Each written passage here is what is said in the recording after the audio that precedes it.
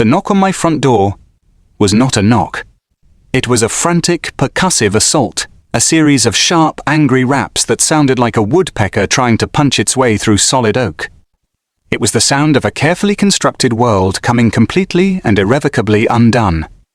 I opened it to find Ms. Davenport, the president of the Pinnacle at Heron Lake Homeowners Association, standing on my porch.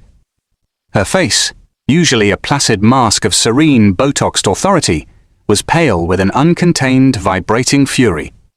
Her hands were trembling, and in one of them, she clutched a sheaf of papers, as if she meant to strangle the life from them. "What is the meaning of this?"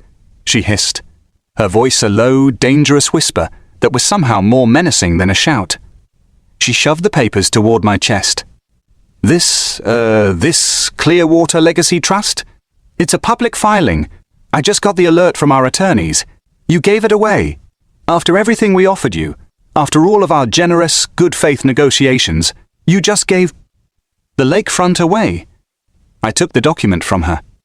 It was a copy of the deed I had filed with the county clerk's office yesterday afternoon. It was a simple, elegant legal instrument, a quitclaim deed that transferred the ownership of the 1-acre parcel of pristine, undeveloped lakefront land adjacent to my own house. It transferred the title from me, Mark Caldwell, to a newly created family trust. A trust that now had 37 beneficiaries, a sprawling list that included my siblings in California, my cousins in Montana, and all of their children, some of whom were still in diapers. "I didn't give it away, Ms. Davenport," I said calmly, folding the paper neatly and handing it back to her. "I preserved it. I protected it for my family. As I have told you and your lawyers multiple times, that land is not, nor was it ever, for sale." Her eyes narrowed to tiny slits of pure, unadulterated rage. The carefully constructed facade of the community leader crumbled, revealing the avaricious developer beneath.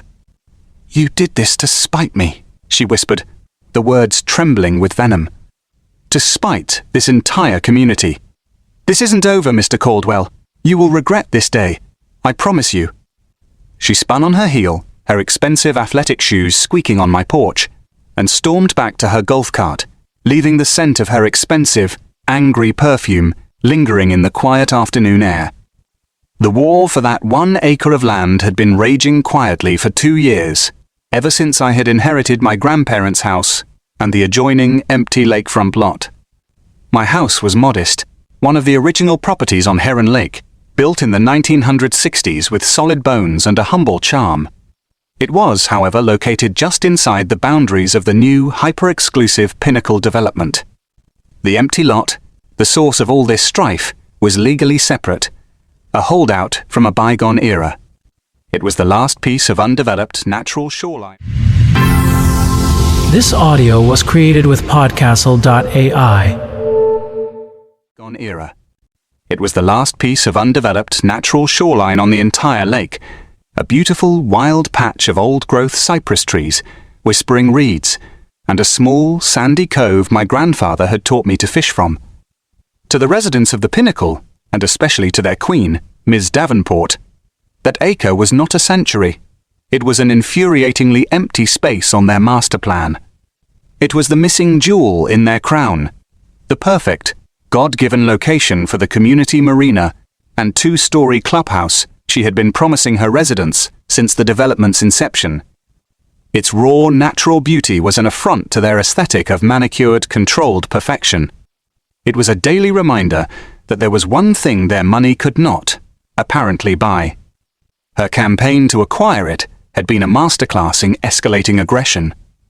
It started with friendly, informal offers delivered over my fence when I was doing yard work.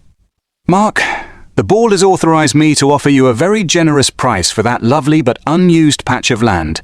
Think of what you could do with the money. A new boat? A trip around the world?" When I politely declined, explaining its deep sentimental value, the offers became formal, delivered in the intimidating cream-colored envelopes of the HOA's high-powered law firm. They were aggressive, lowball sums, designed to signal that they were serious and that my sentimentality was a foolish impediment to progress. With each of my polite, written refusals, their frustration grew. As a civil engineer with a background in land law, I understood the game they were playing. They believed that everyone had a price, that my talk of family and memory was just a negotiating tactic to drive up the cost. They couldn't comprehend that my motivation was not financial. They couldn't put a price on the memory of my last conversation with my grandfather, which had taken place on that very piece of land. We had sat on an old, fallen cypress log, watching the sunset paint the lake in hues of impossible orange and purple. His hand, thin and papery, had rested on my arm. "Don't you ever sell this spot, Mark," he had said, his voice frail but firm as iron. I fought off 3 developers for this piece of ground. They see a blank space for a building. I see the place your grandmother and I had our first picnic. I see the tree your father fell out of and broke his arm. This is the last place on this lake that remembers what it was like before all the money moved in. Money's easy. Son. Land like this. This is hard. This is for family. It's for bare feet and fishing lines, not for boat slips and cocktail parties. Promise me. I had promised. And that promise was worth more than any offer they could ever make. But I knew that as a sole owner, I would be a permanent target. They would wait. They would wait for me to get older, for my financial situation to change, for me to die, so they could circle my heirs like sharks. The solution came to me during our last family reunion, held in my backyard. I was watching my gaggle of nieces and nephews, ages 3 to 15, chase fireflies along the shoreline of the disputed lot, their joyous laughter echoing in the twilight. My grandfather's words came back to me, clear as a bell. This is for family. Not just for me. For all of them. For generations I hadn't even met yet. The next week, I met with my lawyer, an old friend from college. I laid out my idea. He grinned. "Mark, this is legally brilliant," he'd said. "It's a permanent solution, but it's also a declaration of war against your HOA. Are you ready for that?" I told him I was.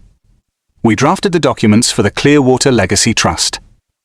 I gifted the 1-acre lakefront parcel to it, making myself the non-compensated trustee, but naming every single one of my living relatives, all 37 of them, scattered across a dozen states as calls. Equal, indivisible beneficiaries. This audio was created with Podcastle.ai. Calls. Equal, indivisible beneficiaries. The Trust's charter, which was now a public record, had one ironclad, unchangeable rule. A poison pill for any developer. The property could never be sold or commercially developed. It could only be used, in its natural state, for the quiet recreation of the descendants of my grandparents, in perpetuity. It was a legal fortress. To acquire the land now, the HOA would have to convince 37 different people, now and for all future generations, to unanimously agree to break the trust. It was an impossibility. The land was now untouchable, a permanent family sanctuary.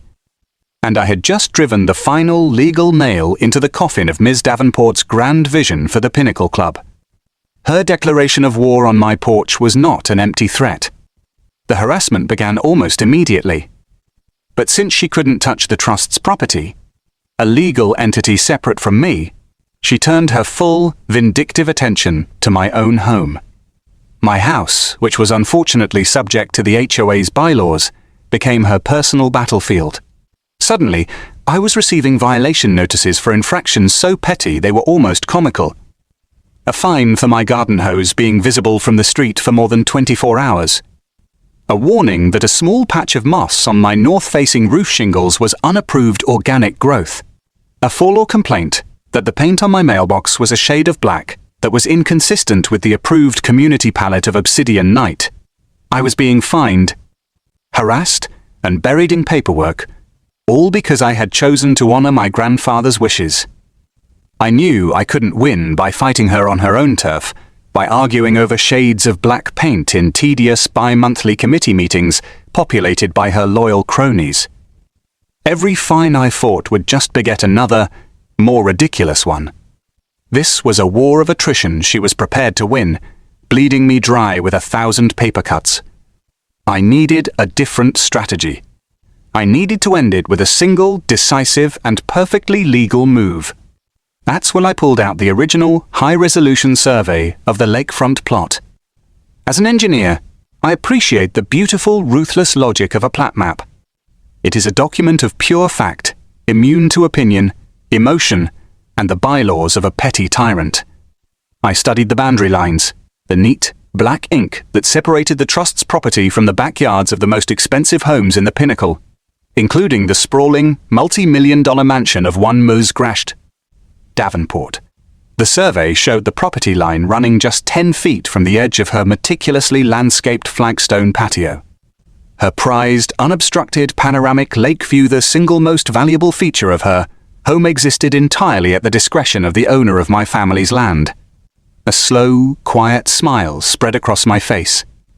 Miss Davenport had declared war on me using a binder full of petty rules. I was about to end it with a building permit and a truckload of Western red cedar. The war of petty fines and harassment continued for another month, a steady, demoralizing drizzle of official-looking envelopes in my mailbox. Each violation notice I received, I paid without argument, photocopying the check and the notice for my records. I was building my own case, not for a courtroom, but for my conscience.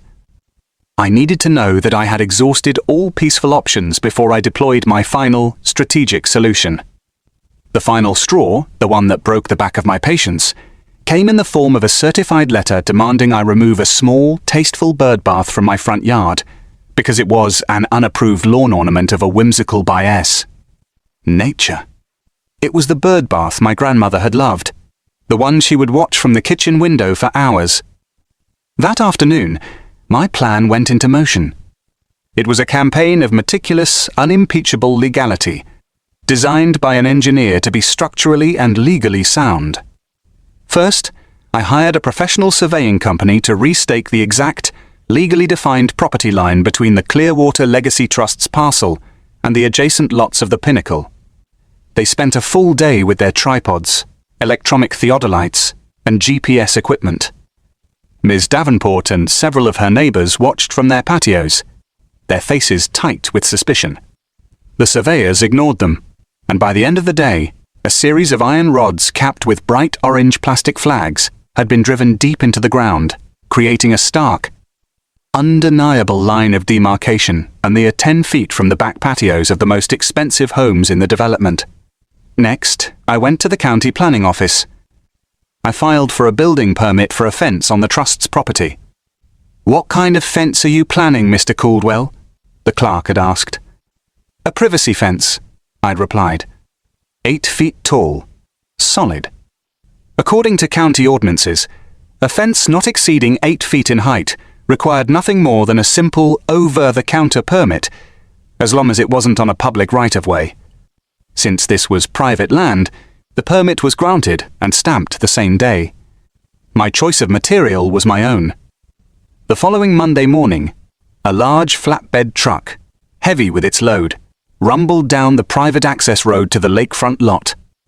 It was laden with massive, fragrant stacks of the highest-grade Western red cedar planksite, feet long, a full inch thick, and tongue groove for a completely opaque, seamless finish. A second truck arrived with the thick posts and dozens of bags of concrete. The construction crew, professionals I had hired and briefed myself, put to work immediately, the sound of their auger drilling the first post hole echoing across the placid lake. The first sighting of the materials sent a ripple of confusion through the neighborhood. By the time the first half-dozen posts were being set in concrete, that confusion had turned into full-blown panic. My phone started ringing. It was Ms. Davenport, her voice a low, dangerous hiss. "What is the meaning of this, Mark? What are you building?" "A fence," I said calmly. "On my family's property.